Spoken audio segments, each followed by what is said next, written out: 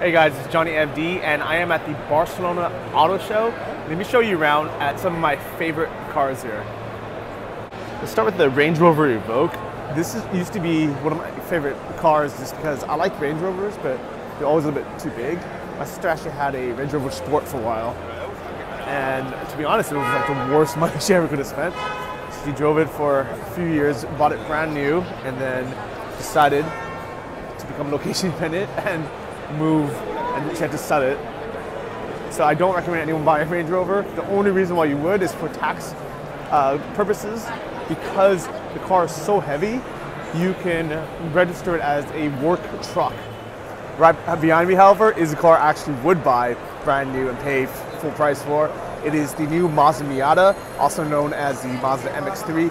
I used to have one of these and I loved it. It was one of the best cars I've ever owned. They're small, they're fun, they're super sporty. Let's take a look. So they're a bit hard to tell because it's actually a lot more comfortable inside than it looks like it would be. I actually first sat in one as kind of a joke to see how it would fit in it.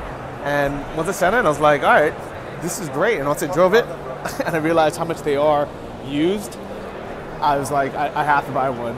And you can buy a 92 to 98 Mazda Miata and it'll drive awesome. You'll have so much fun in it. And you can get it for $3 grand. So highly recommend this car. This is the brand new one. Let's take a look inside. Fits like a glove, super fun to drive, great gas mileage, great reliability, they're beautiful, they're affordable. There's almost no reason not to love this car. So guys, I'm actually inside the Miata right now and I fit very comfortably in here, and I'm a big guy. I'm almost 5'11", over 200 pounds, maybe 220 right now because I'm out of shape. And I fit fine.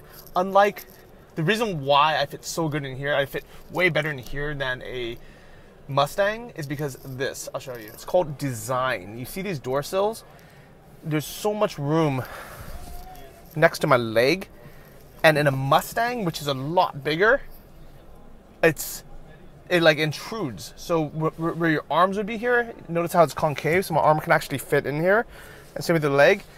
In other cars, like American-made cars like a Mustang, you can't even fit in. And not only are my legs gonna be long enough to fit, I'm not even fully back. I'm 2 clicks from the back. So if you haven't sat in a Miata, sit inside of one. You're gonna be so surprised how comfortable it is. By far my favorite thing is the shift knob and the shifter gear. It is so comfortable to shift. I love this ball action. I actually bought a aluminum ball for my Miata when I had it, and now it comes standard with this, and it clicks in so well. It's 6 gears if you can see it, and it's, you know, and reverses on the left top. It is amazing. This color is beautiful. So I am at the Mercedes-Benz section, and out of all these here, guess which one I would choose if I was gonna buy one? It used to be the S-Class, like S600, thinking this is so baller, and you feel like a boss in this nice leather, nice interior, huge comfortable back seats. Kind of feels like you're back in business class. You even have the tray table. But, and I even actually bought a Lexus LS before, the biggest model of the Lexus, just kind of get that, you know, similar feel. But to be honest, if I was going to buy another luxury car, this is actually what I would buy. This one is the A180. It's like the entry-level hatchback version of the Benz. And I don't like actual hatchbacks, but I really like this kind of the Yaris style. I don't even know what you would call it, but they are comfortable. They seat 4 very well. One of the biggest tests I have is I sit in the back seat to make sure I have enough headroom. That way my guests can be comfortable as well. And what I really like about these type of cars, whether it's the Mazda 2 or the Yaris or the A180, is there's so much trunk room, because not only do you have a good sized trunk, but you can actually lay these seats back and get even more space. So these back seats here can fold flat and you get a ton more space. So I'm a big fan of these type of cars. I think this is a debut here in Barcelona. This is the Kia Stinger. How crazy is this? It looks just like an Aston Martin. Definitely wouldn't buy this car. You know, it looks exactly like Aston Martin. So I guess congrats to Kia for getting good designers in. I don't know who would actually buy this car. I know I wouldn't.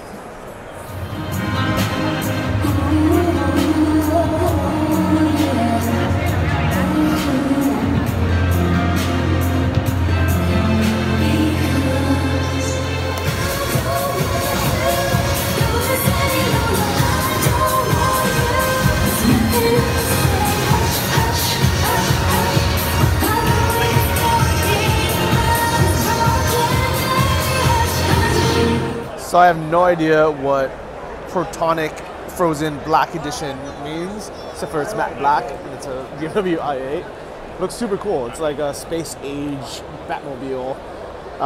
It's kind of cool that car companies are making matte black now, because I know that's been popular. But I'm very disappointed how many fingerprints show up in matte black. I think that was the only reason why I liked it in the first place. So nope. I think this is a trend that's going to die out like chrome spinner rims very soon. You know what? Second thought, maybe I'm wrong about matte black being a trend, because that's gonna die out, because this 7 Series is gorgeous in matte black. I think as long as they keep matte black for the super high-end luxury cars, it'll be cool. But I think if people start matte blacking their Geos and the Kias, that's when they might die down. Hello. Welcome to Barcelona. Yes. Hi guys, so now I'm at the Honda area. Behind me is the CR-V, which used to be a really great small, economy SUV, but now it's huge. And here is kind of the secret that a lot of people don't realize is it's our fault as consumers. Every year or every 4 years when we upgrade, we want a bigger car. We want more horsepower. We want more room. We want leg room, cargo room, all these things, and we forget that the reason why we like the car in the first place is because it was small, efficient, and it was a low price, and it was great. So instead of keeping the cars the same and having nobody buy the next model, car companies such as Honda and Toyota, pretty much everyone, what they do is they keep growing their car, whether it's the Civic or the CR-V or the Accord, and the lower one becomes slowly bigger as well. And then because everything gets so much bigger, they have to introduce a new model. So for Honda, it is the HR-V. Just like how the Honda Jazz, or the Fit as we call it in the US, is basically what Civic used to be. The HR-V is basically what the CR-V used to be. And it's an awesome car. It's beautiful, it's sporty, it's a lot lighter weight. It looks so much better than the CR-V. And it's more efficient. It looks better, it's way cheaper. It's super comfortable inside. Definitely recommend this over that. So here's a crazy notion. I've been walking around this auto show now for like 4 hours, and I've been sitting in and trying out these amazing, beautiful cars. And actually, even just got done driving a Ferrari, which is in my other video you can watch after this. And out of all the cars I've seen here, besides the Miata, which I really like, the car that I would buy if I was living back in the US right now and I had to buy a car today would probably be this. You would have guessed it. It's a Hyundai i20, which is just like, it's not their smallest one. That would be the i10, which is a little bit too small, even though I wouldn't mind having it as a rental. To me, this type of car, like the Yaris Fit kind of car, is perfect. It's super comfortable. I love these nice cloth seats. Everything's just kind of designed well. It's fuel efficient. They're reliable. They're cheap. You can sit inside the back with 4 people with plenty of headroom. Tons of room for the trunk. Kind of just like the Mercedes that I showed you. The seats fold back, and I like this car. It would be between this and the Elantra, which I like a lot as well. Practicalities is better because it's smaller, so you can park it more places and it still sits 4 people. And then Elantra looks a bit cooler, but to be honest, I think I'm over all that. I think if I want a cool car, I'll rent a Ferrari for the weekend. And this is coming from a place that I never thought I'd be in, because I used to love cars, and I still do, as you can tell. I've been here for 4 hours now. And I think it's because I used to just dream about being able to afford these cars, and it was never an option. And now that it is an option, now that I actually have enough money to buy literally any car here, including the Ferraris, now I'm like, that's it, my mindset has just completely changed. I'm like, what car do I actually like? What would be the perfect balance of comfort, no stress, be able to take me wherever I want to go, be able to fit whatever I need to do, be able to go camping, be able to go, sightseeing, exploring, and this car is it. With that being said, that doesn't mean I don't appreciate cool looking cars. This is a Skyline GTR, and this car I used to dream about. Probably not as much as like a Supra or a Porsche or a Ferrari, but still super cool cars. What's really cool is Seat has this VR car config. This guy with his goggles on.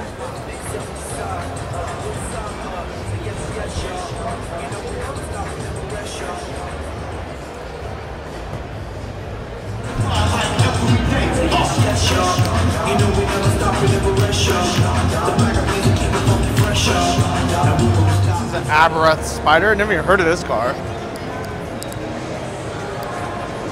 kind of just looks like a fixed up Miata, to be honest. Fiat has more than just the Fiat 500, and the Spider is actually a pretty cool looking car. So I just sat inside this Fiat to see how it compares to a Miata, and it turns out it is a Miata. I can tell exactly by this and the doors and the fit and the feel that this is basically a rebranded Miata as a Fiat 124 Spider. So another cool looking car that we don't have in the US is the Alfa Romeos. That's okay. This one's pretty sick. This color is nice. Look at that. I used to choose these in Grand Theft Auto. Or not Grand Theft Auto, yeah, maybe Grand Theft Auto, and Gran Turismo. Would you drive an Alfa? Why don't we have these in the US? So car companies need to get rid of these stupid knobs that you have to spin to move the seat back. Like, who invented that? It's like the worst idea in the world with this pump action. Just copy Japanese cars, this works better. But you gotta give it to them for design wise, and this car looks sick. There's air vents in the back, seats are nice. This pump, this interior. The back is sick as well. Right. More matte colors. Maybe I'm wrong about the trend. They do look nice.